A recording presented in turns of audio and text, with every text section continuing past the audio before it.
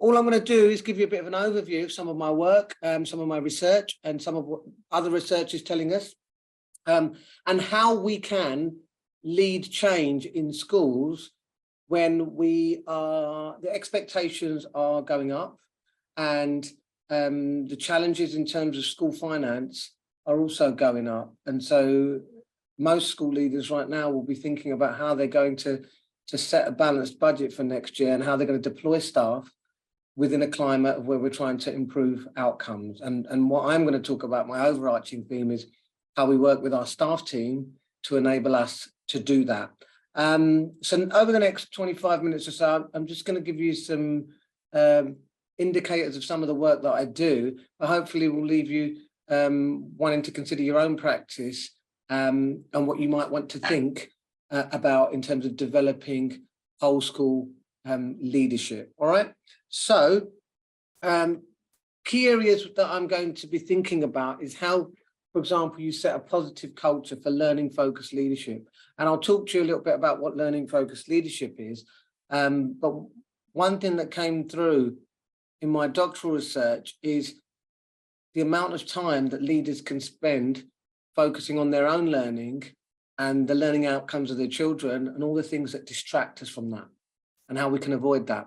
Why is it important to develop thinking teachers? Not everybody agrees that we should develop thinking teachers.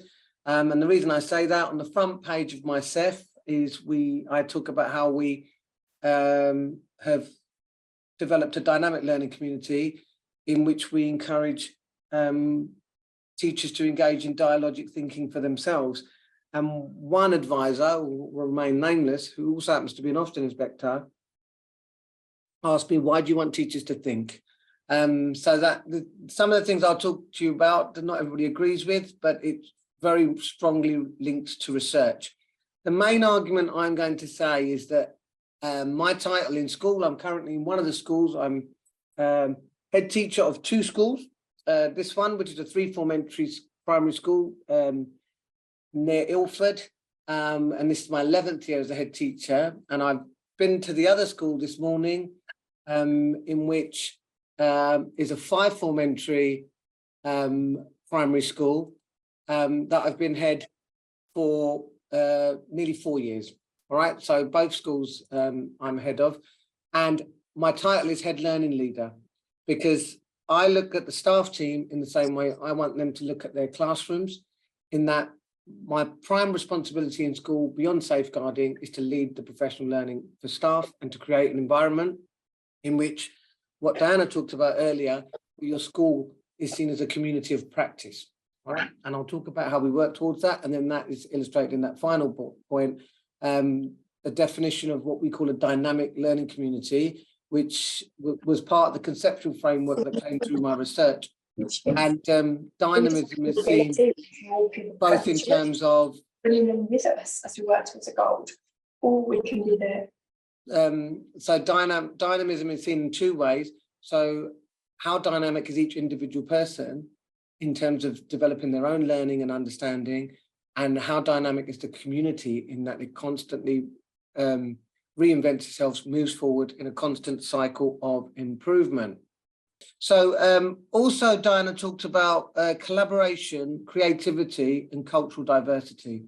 And my message is very strongly around, to what extent is your school a collaborative learning community?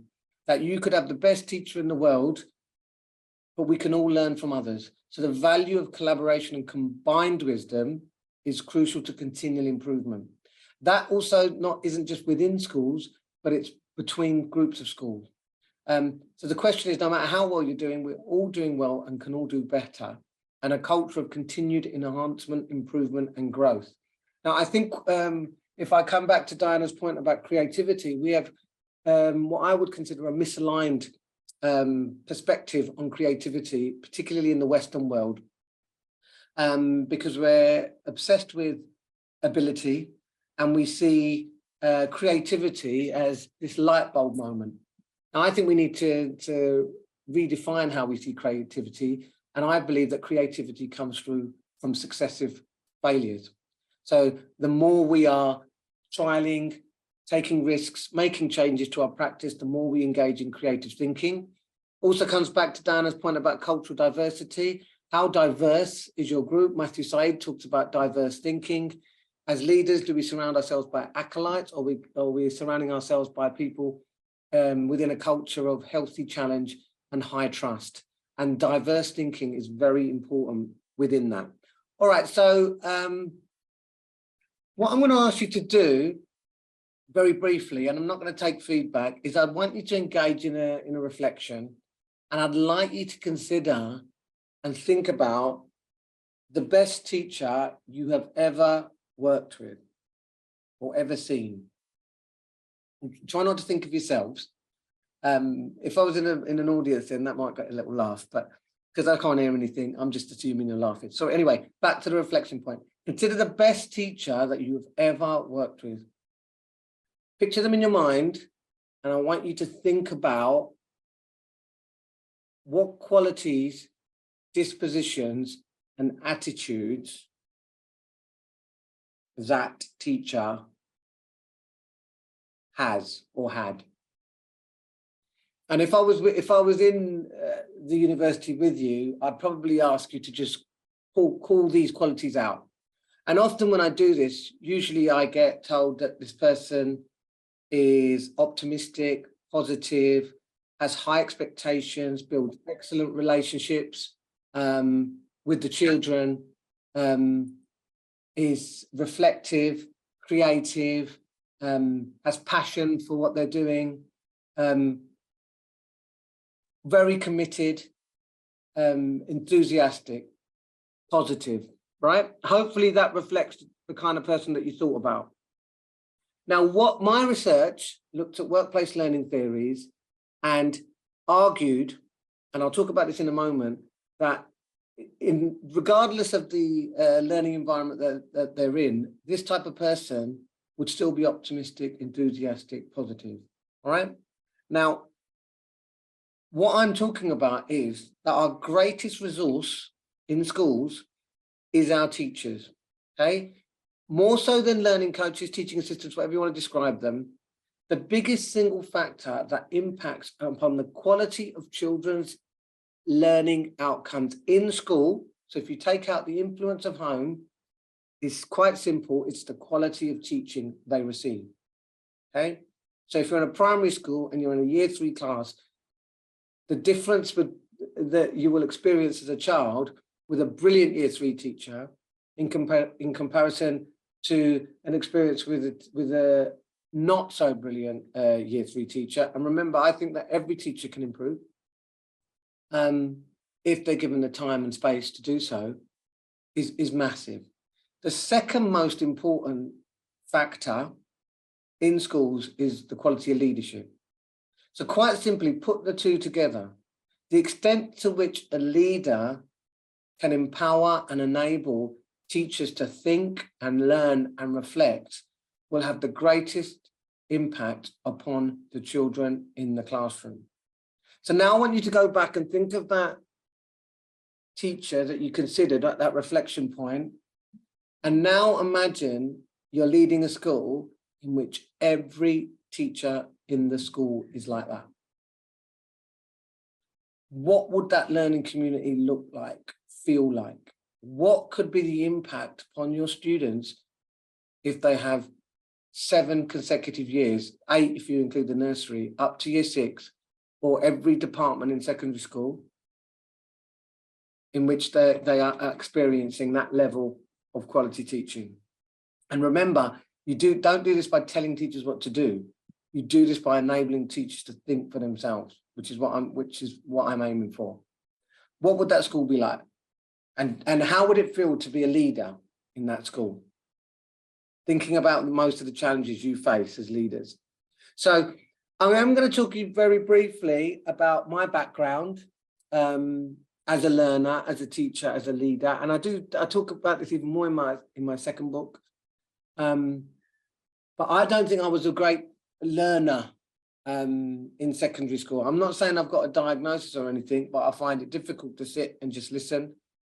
And so one of the things when I was writing my second book is I was working in this study, and the Christmas decorations had come down and they had gone back up, and a box had remained in the study and hadn't gone back up to the loft.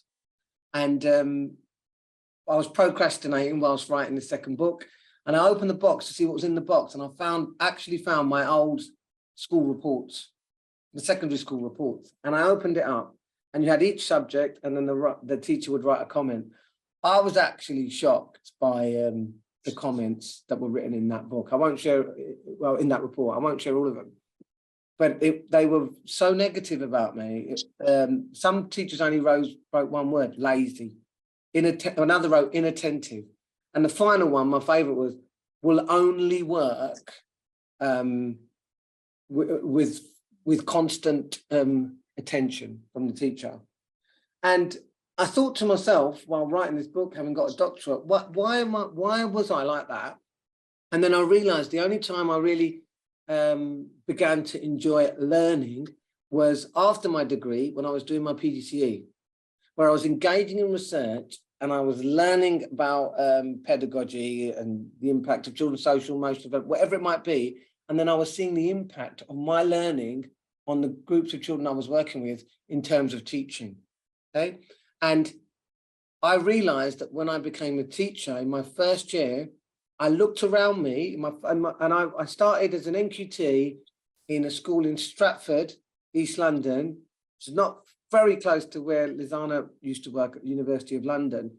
And Stratford was a very, very different place back in those days. And I looked around me in the school and I saw teachers like the ones you just imagined earlier, you reflected upon: motivated, committed, enthusiastic, inclusive, passionate, great relationships. But I also saw teachers who were the exact opposite: negative, fixed in their mindset, low expectations, or worse. And then when I looked at my first class, which was a mixed 5-6 class, and thankfully this doesn't happen now, but I had children in there aged 9, 10, 11, born in this country, who couldn't read. And I realized that their life chances was dependent on which teacher they got. If they got that great inclusive teacher, they were fine. And if they didn't, they weren't going to learn a thing. And they were going to have negative self-esteem and expectations of themselves. So I made it my life's work then to consider how we can create an environment in which every teacher in a school is a reflective, independent, critical thinker, right? Remember I said earlier, not every leader wants people like that, but I'm going to argue that it's the best way to get the best for your children. So the best way of me as a leader to impact upon the 700 plus children in here and 1,000 plus children there is to lead the learning of the staff team. And that means everyone, right down to the kitchen staff in the midday. Okay, so these are the concerns that have driven my life work, my doctoral research, my writing.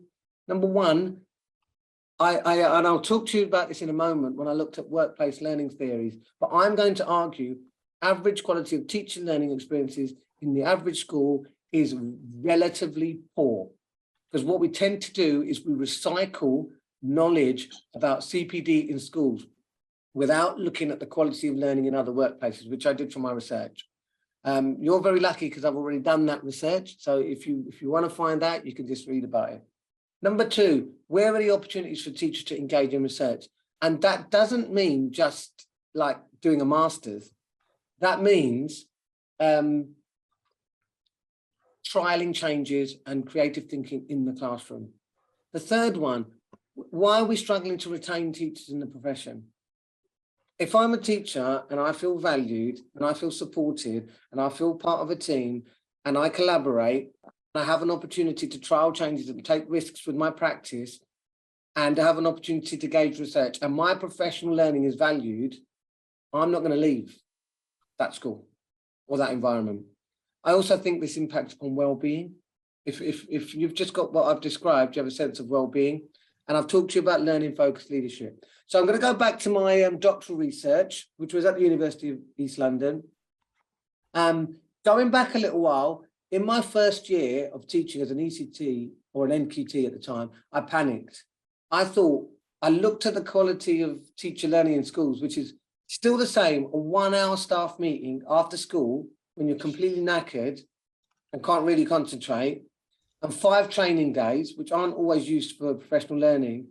Those are the sole opportunities for formal learning within school, all right, which is insignificant for what we expect teachers to do, all right? So in my first year as an ECT, I panicked because I thought, where am I going to get these opportunities to engage in research, to engage in reading, to undertake research in my classroom? So I went back to the university and I said that I wanted to do a master's. And the university said, yeah, great. Yeah, what a good idea. When I went to my school and I said, look, I'm thinking of doing a master's, they discouraged me because they said it's not appropriate for a person in their first year of teaching to do a master's. And you need to be, it's hard enough for you to get through your induction year, let alone starting to do a master's. And so I did the only thing that I could possibly do in such a situation, which is completely ignore the leaders at the school and do the master's in secret. Thankfully, in the schools that I lead now, they don't have to do it in secret. And we pay 60% towards every teacher, starting from the ECT year, to do a master's, which is where I did some work with Lizana. Because if we look at other countries, in Finland, every teacher is expected to be master's level. And in this country, it's between 2 to 3%. And people say, oh, where'd you get the money to pay 60% towards teachers doing masters? Well, I worked out that the cost per module equated to about 3 days of supply cover. And if you go back to what I said earlier, if you're a teacher in which you feel part of a team, you feel valued, you're trusted, and your professional learning is valued, you're less likely to get sick. So the money is considered in different ways. So in my 3rd year of my doctorate, my supervisor at the time said, look, why don't you look at workplace learning theories? And I'd never come across workplace learning theories before. Now, when you look at the earlier slide in which Diana talked about communities of practice, if you want to read about communities of practice, there's a book written by Laven Wenger in 1991, which blew my mind because it was related to workplace learning theories, entitled Communities of Practice, Legitimate Peripheral Participation. And it absolutely blew my mind. And I thought if I could take workplace learning theories into a school, I could create a really expansive learning environment. So the argument in workplace learning theory, sometimes they call it informal learning, is that more learning takes place informally in any institution than can ever possibly take place formally. So forget your 1 hour after school and forget your 5 days. If you can create a really expansive learning community, okay, in which learning is taking place, situated learning throughout the school is taking place, the impact upon your students' outcomes is going to be so powerful. Within that, though, you have to create a culture of high challenge and high trust. I build really good relationships with the staff team, not because I want a nice, cozy atmosphere, because I want us to have high trust and high challenge. I don't want any teacher doing something because the head teacher's told them to do it. I want them to do something because they believe it's the right thing to do. So I advocate a distributed leadership model, because the fundamental thing and the proof in the old presentation is it is not difficult to lead a community of practice containing master's level, critical, independent thinkers working within a culture of high challenge and high trust. Okay. And some people don't like the term teacher autonomy. Don't use autonomy, use agency, whatever you prefer. But it's not just my research. The research will show that teachers need to have a voice. Okay. So just to prove that, because I always think people think, oh, you just done your doctorate, you're just telling us what you came from your research. Well, actually, this OECD study led by Andrea Schleicher, which came out in 2016, happens to argue, think of it 2016, happens to argue exactly the same things that came through my research and evaluate your school in relation to this. So to what extent do we empower teachers to play a role in decision-making at the school level? Now, I happen to be on Twitter, and I never did social media, but my editor, when I wrote my first book, said, can we have a bit of a social media presence? Lots of people disagree with me on a lot of things. I'm just sharing my experience. Where do teachers get to play a role in decision-making at the school level? Where are the opportunities and barriers for professional learning for principals? My focus on learning-focused leadership is reflected here, the extent to which principals need to focus on teaching and learning and what takes you away from that. Now, I do a lot of work with head teachers in Oslo, and that's their big thing. They're spending most of the time in their offices, they're spending most of the time on admin. So the more that school leaders can focus on the core purpose, which is teaching and learning, the better. What do we do to strengthen teachers' confidence? I'm telling you the best way to strengthen teachers' confidence is to take their tacit knowledge and tacit understanding in the classroom and make it explicit. Best way to do that is through research and structured research. If you can't afford to do the masters, you can use models from the university to enable every teacher, and it's not individual research, it's collaborative research. And the more you can encourage collaboration among teachers, the better. That is what Andrea Schleicher has written, but it could equally be what I've written. So in terms of learning focused leadership, this came through my research. So as a leader, you are focused on your own learning. And I argue that every member of staff in a school should see themselves as a leader. If you're we call our teaching assistants learning coaches. If you're working one-to-one with a child, you may be following the direction of your, what we call class leaders, the teachers, but in that moment, you are reflecting in action, you are a leader. Your decision-making is directly impacting upon that child, right? So how do we ensure that everyone is equipped to be a leader?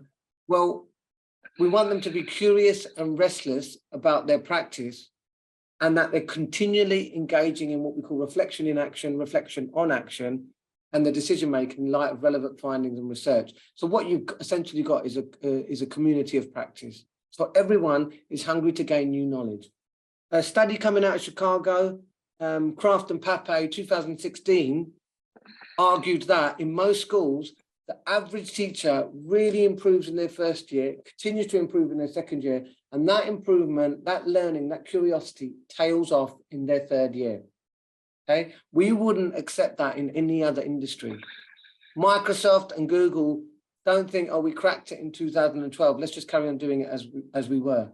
And that doesn't mean reinventing the wheel. That means that I have to consider that today I can be a better teacher than I was yesterday. And I can become a better leader today than I was yesterday by reflecting on what I did yesterday and how I could be better today. And finally, the second part of learning focused leadership is that we need to consider every action, every decision we take in terms of its impact upon the learning outcomes of our students. If it's not impacting positively, then why are we doing it? All right. So this is what we're talking about. We're talking about a learning organization. And I read this book, not in 1990, because as you will see, you probably think I was at school in 1990. Yes, I was. But I did read this book in about in the early 2000s, because by my third year as a teacher, I was responsible for the professional learning of all the staff across the school, because I'd spent so much time focusing on it. And as a school leader now, it's still my most important job. So yesterday, I lead all the learning for the ECTs across both our schools, plus all the other schools that have asked to join us. So the difference, I would say, is that many schools are performance oriented. All right. So, for example, they're focusing on the exam outcomes of their children, and they think the best way to do that is to encourage the performance of their teachers. So they think if we just get the curriculum up to scratch and teachers stick to this curriculum and stick to this script, then we will get these children coming out the other end. That's a Fordist model of school leadership. All right. Problem is, children aren't like cars. You can't just build them like that. So that will work for about 70% of most children. But the best schools are learning organizations and will impact 100% of children. So these are organizations where people continually expand their capacity to create the results they truly desire, where new and expansive patterns of thinking are nurtured, right? And where people are continually learning how to learn together. That is from 1990. So workplace learning theories are are much more widespread in health and social care, for example, which is why if you ever have to go to the hospital, or if someone's looking in your eye, there's usually about 2 or 3 people at the back, students, who are then asked to do the same thing, and they're engaging in this ongoing learning. Do not forget, in most schools, teachers continue to teach in isolation by themselves. And I'm going to talk about some of the activities and structures you can introduce into your school to create this learning organization. I'm thinking it's 12:15. I'm meant to start. It's about 12:36. I'll probably go out another 5 minutes, and then we'll take some questions. Happy to share more. So just a little bit of background, and someone says, oh, so what? This learning organization. Well, I can only talk about the context in which I've worked. I've been a head teacher of 3 different schools. I start in exactly the same way in each school, but I'm going to talk about this school that I'm sitting in right now. So I was appointed in the March or April to start my first headship in September 2012. This is Highlands Primary School. About 4 weeks before I was meant to start, in June 2012, the school was put in the category of requiring improvement. The data at the school for the previous year demonstrated that 2/5 of the children were leaving without even a basic level of English and maths. And bearing in mind that level 4 in 2011 is significantly lower than the expected standard now. Like many schools, there are established leadership team and established practices. And what I'll do is I'll talk to you a little bit about a little story about what happened when I started. Now, if that had been put in a category before I was interviewed, they probably would not have appointed a rookie head teacher. So the local authority appointed an advisor to come in and meet with me when I started. And we're really lucky when you are leading a school which is requiring improvement. And almost half of my headship career, I've been leading schools that are requiring improvement. The other school there, Fife Elementary, in the most deprived ward in the local authority, requiring improvement. It's just something that I'm interested in doing, developing schools. So she says to me, right, your school's requiring improvement. We need to get it to good. What is your plan? And I was 4 years into my doctorate, and my doctorate took 8 years. So I'm halfway through, and I said, listen, I've got a great plan. She said, what's the plan? I said, the plan is this. The staff team are on their knees. They are, the morale is on the floor. Teachers have been told they're rubbish, they're requiring improvement. The leadership team are set in their ways and don't think that there's anything wrong with the school. So what I'm going to do is I'm going to work with the teachers. I'm going to create a community of practice. And what I'm going to do is we're going to say there are no longer going to be any judgment or lesson observations. And I've never done a judgment or lesson observation where you grade the teacher. And instead, that we're going to engage in collaborative action research.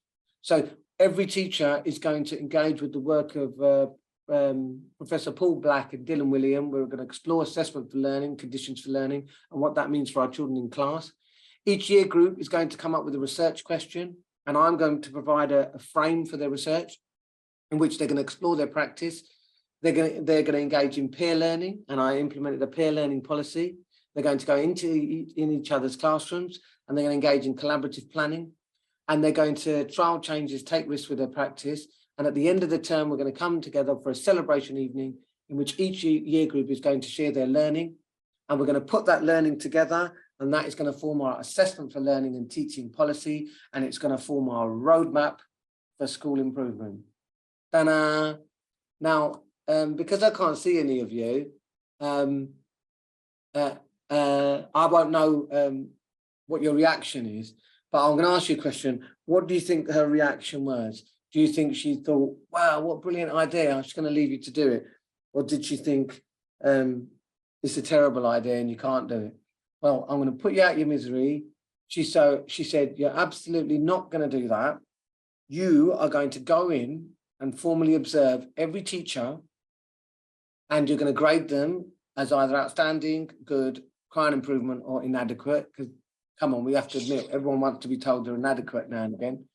And then you're going to set them targets for improvement, and then you're going to go back in a few weeks and see if they've improved. And if not, you're going to put them on a support plan. And I think we all know what that means. And just to get the point home, she explained that you do realise Ofsted will be coming back in 16 months. And if you haven't improved your grade, you could lose your job. Right. And then she went. And I thought to myself, bloody hell, I've got 700 children that I need to look after here.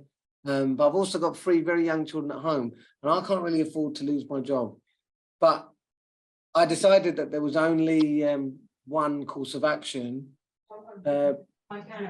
Pretend to her that I was going to do what she told me to do and do the complete opposite and stick with the original plan. And I think you've probably realised that the original plan probably didn't go too bad, because I wouldn't be presenting to you if it had have done. So what I'm going to do, I've only got a couple of minutes.